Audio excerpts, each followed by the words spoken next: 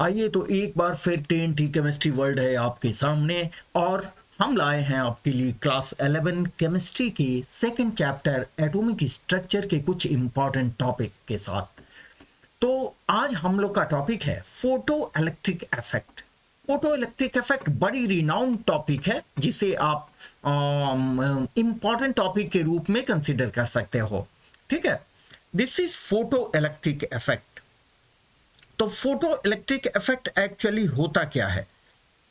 ठीक है, तो इसको समझने के लिए हम देखें कि एक्चुअली जो मेटल का सरफेस होता है, मेटल का सरफेस कर्नेल्स और इलेक्ट्रॉन्स के का कॉम्बिनेशन होता है। तो जब हम सफिशिएंटली हाई फ्रीक्वेंसी रेडिएशन को हम स्ट्राइक करने देते हैं सरफेस पर, तो वो क्या करता है, वहां से इलेक्ट्रॉन कौन बाहर निकालता है। तो इसमें दो चीजें होती हैं, एक तो मेटल के कर्नेल से, दैट मीन्स चार्ज्ड मेटल से इलेक्ट्रॉन के इंटरैक्शन को तोड़ना, पहली चीज हुई। और दूसरी चीज, जब इलेक्ट्रॉन सेपरेट हो जाता है तो उसको required amount of kinetic energy देके बाहर निकालना। ठीक है, आइए आपके स्क्रीन पर ये बातें लिखी हुई हैं। When a beam of light of sufficient high frequency is allowed to strike the metallic surface of some metals like potassium, cesium, rubidium, etc. ध्यान दें, यहां हमने पोटेशियम, सीजियम और रूबिडियम की बात की है कि यहां पर इस तरह के मेटेलिक सरफेस पर अगर सफिशिएंट हाई फ्रीक्वेंसी के रेडिएशन को, लाइट को हम जाने देते हैं, ठीक है, तो क्या होता है, और एक्चुअली बेटर रिजल्ट्स हमको मिलते हैं इन वैक्यूम में। वैक्यूम में जाने देते हैं तो इलेक्ट्रॉन्स आर इजेक्टेड, इलेक्ट्रॉन्स उनसे निकलते हैं। कहां से? फ्रॉम सरफेस, सरफेस से निकलते हैं। तो सरफेस से इलेक्ट्रॉन के निकलने के इस फेनोमेना को, इस क्रिया को हम कहते हैं, this phenomena is called photo electric effect.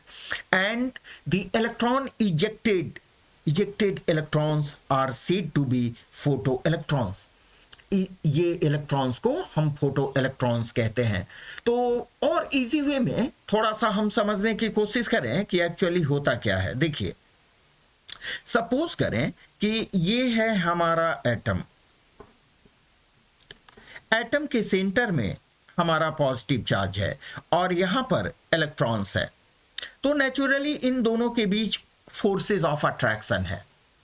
जब हम सफिशिएंटली हाई फ्रीक्वेंसी के लाइट को जब आने देते हैं सरफेस पर, मेटेलिक सरफेस पर, which is composed of metallic kernel, metallic atom, positively charge metals and electrons, तो क्या होता है कि ये जो फ्रीक्वेंसी, ये जो एनर्जी आती है, ये एनर्जी का कुछ पार्ट इलेक्ट्रॉन के बीच जो फोर्स ऑफ अट्रैक्शन है उसको तोड़ने में इस्तेमाल किया जाता है, और रेस्ट जो पार्ट बचता है वो पार्ट लेके इलेक्ट्रॉन बाहर निकलता है। बाहर तभी निकलेगा जबकि इलेक्ट्रॉन के पास कुछ काइनेटिक एनर्जी होगी। तो पहला जो हम लाइट देते हैं उसकी कुछ फ्रीक्वेंसी, कुछ एनर्जी ये न्यूक्लियस और एटम के बीच के फोर्स ऑफ अट्रैक्शन को तोड़ने में होता है। ठीक है, आप कह सकते हो कि मेटल से इलेक्ट्रॉन को रिमूव करने में होता है, और रेस्ट में जब इलेक्ट्रॉन बाहर निकलता है उसके लिए काइनेटिक एनर्जी की जरूरत होती है, जिसका वैल्यू होता है ½ mv²। इस फिनोमेना को आप पीरियोडिक प्रॉपर्टीज थर्ड चैप्टर में आयोनाइजेशन पोटेंशियल के रूप में पढ़ोगे। तो हम लोग दूसरी एक बात कि पोटेशियम, सीजियम, रूबिडियम, इस तरह के मेटल्स को ही क्यों चुनते हैं?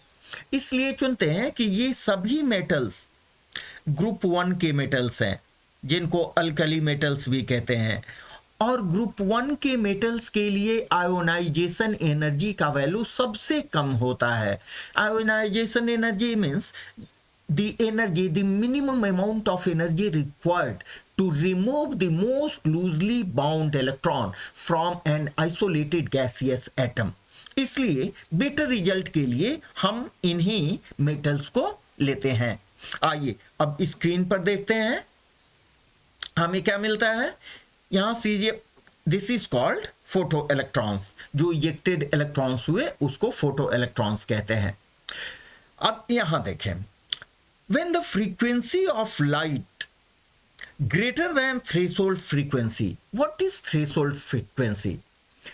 Frequency means energy because energy is directly proportional to frequency. Threshold frequency का मतलब हुआ the minimum amount of energy, that means minimum amount of frequency required to detach माने मेटेलिक कर्नेल से, पॉजिटिवली चार्ज्ड मेटेलिक एटम से electron को तोड़ना, separate करना, that is called threshold frequency. Threshold frequency is provided to metallic surface, metallic surface पर provide करते हैं, ठीक है। तो a part of this energy of photons, जो हम रेडिएशन देते हैं वो photons tiny packets of energy के रूप में, photons is consumed to separate the electrons from the surface। जो एनर्जी आप सरफेस पर, मेटेलिक सरफेस पर डालते हो, उस एनर्जी का कुछ भाग मेटल से इलेक्ट्रॉन को सेपरेट करने में यूज होता है और रिमेनिंग पार्ट उस सेपरेटेड इलेक्ट्रॉन्स को काइनेटिक एनर्जी प्रोवाइड करता है। देखिए, the remaining energy is imparted to the ejected electrons, which acquires certain velocity and hence certain kinetic energy equal to half mv square। जब velocity होगी तो definitely उसमें कुछ काइनेटिक एनर्जी आएगी जो इक्वल होती है हाफ mv स्क्वायर। इसका वैल्यू आपको भी मालूम है। अब यहां देखिए इसके इक्वेशन को, this is h nu is the energy supplied to metallic surface. उसका h nu naught part utilize हो गया है मेटल सरफेस और इलेक्ट्रॉन को, मेटल सरफेस से इलेक्ट्रॉन को सेपरेट करने के लिए, ठीक है। और जितना रिमेनिंग पार्ट है वो उसको काइनेटिक एनर्जी प्रोवाइड करता है। समझे? इसका मतलब कि थ्रेशोल्ड एनर्जी और काइनेटिक एनर्जी दोनों का सम होगा सप्लाइड रेडिएशन के एनर्जी के इक्वल। कहने का मतलब ये कि सपोज करें कि ये जो एनर्जी हम सप्लाइड करते हैं, सपोज करें 10 जूल आपने एनर्जी सप्लाई किया, तो 10 जूल में से 4 जूल एनर्जी मान लें कि इन दोनों के बीच ये एक मेटेलिक सरफेस है और मेटेलिक सरफेस में ये एक कर्नेल को रिप्रेजेंट कर रहा है और यहां पर ये इलेक्ट्रॉन है। तो डेफिनेटली ये जो एनर्जी एच न्यू आप सप्लाई करते हैं उसका कुछ भाग इस फोर्स ऑफ अट्रैक्शन को तोड़ने में यूज हो गया और रिमेनिंग पार्ट इजेक्टेड इलेक्ट्रॉन्स को काइनेटिक एनर्जी प्रोवाइड करने में यूज होता है। तो हम आसानी से लिख सकते हैं कि H nu is equal to H nu naught plus half mv square, ठीक है। अगर mv स्क्वायर का वैल्यू इस इक्वेशन 1 से हम कैलकुलेट करें तो half mv square will be equal to H nu minus H nu naught, ठीक है, where H nu naught is threshold energy, H nu naught is threshold energy, that means minimum amount of energy to separate the electrons from the metallic kernel, ठीक है। यहां पर भी देखिए ये half mv square है जिसका magnitude H nu minus H nu not के इक्वल होगा, ठीक है। यहां पर एच न्यू क्या है देखिए अपने स्क्रीन पर, एनर्जी ऑफ इंसिडेंट फोटॉन्स, जितने फोटॉन्स की एनर्जी है उसको एच न्यू कहते हैं and H nu naught is minimum amount of energy required to eject the electrons. Electrons को बाहर निकालने के लिए जितनी एनर्जी हमें कम से कम जितनी एनर्जी रिक्वायर्ड होती है that is also called threshold energy. ये इसको हमने एच न्यू से रिप्रेजेंट किया है। ठीक है। एच न्यू को also called, it is also called work function. तो work function denoted by W naught. तो हम हाफ mv² के बदले इतना लिख सकते हैं H nu minus H nu naught which is further equal to H nu naught minus W naught. It is work function. ठीक है, न्यूमेरिकल्स में इसकी जरूरत पड़ेगी। समझ रहे हैं बात? अब देखें, एच को हमने क्या किया, एच को कॉमन ले लिया तो न्यू माइनस न्यू नॉट। लेकिन यहां पर आप जानते हो न्यू इज इक्वल टू होती है 1 बाई लेमडा फ्रीक्वेंसी के। तो न्यू का वैल्यू अगर हम यहां पुट कर दें तो H under small bracket 1 by lambda minus 1 by lambda naught. ठीक है, इसको यूज करके हम फर्दर न्यूमेरिकल्स बनाएंगे। अब देखें, ये जो न्यू माइनस न्यू नॉट है, ये difference in energy transferred as kinetic energy of photo electrons. Photo electrons जो इजेक्टेड इलेक्ट्रॉन्स है, उनको जितनी हम काइनेटिक एनर्जी प्रोवाइड करते हैं वो इक्वल होता है न्यू माइनस न्यू नॉट के।